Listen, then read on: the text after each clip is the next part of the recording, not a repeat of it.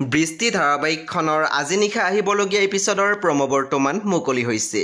আজিৰ প্ৰমোত বাৰু আমি কি দেখিবলৈ পাইছোঁ আহকচোন আমি অকণমান চাই লওঁ।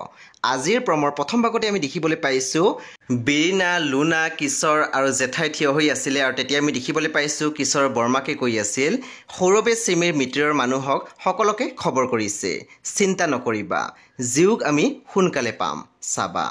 তাৰপিছত আমি প্ৰমোত দেখিবলৈ পাইছোঁ চিমিয়ে কৈ আছিল শুনিলেতো এতিয়া যাওক, ৰাতি কিহৰ অসভ্যালি কৰিব আহিছে আপুনি।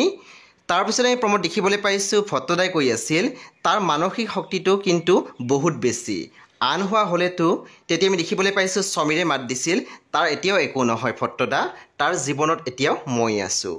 সেই বন্ধু বান্ধৱীসকল আজি নিশা ৮ বজাত ৰং টিভিত আহিবলগীয়া বৃষ্টি ধাৰাবাহিকখন খুবেই বেছি ইণ্টাৰেষ্টিং হ'বলৈ গৈ আছে, সেয়ে আপোনালোকে চাবলৈ একেবাৰে নাপাহৰিব। পৰৱৰ্তী আপডেটৰ বাবে আপোনালোকে মোৰ চেনেলটো ছাবস্ক্ৰাইব কৰি কাষত থকা বেল আইকনৰ টিপি দিবলৈ একেবাৰে নাপাহৰিব আৰু প্লিজ আপোনালোকে মোৰ ভিডিঅ' এটা লাইক কৰি দিব।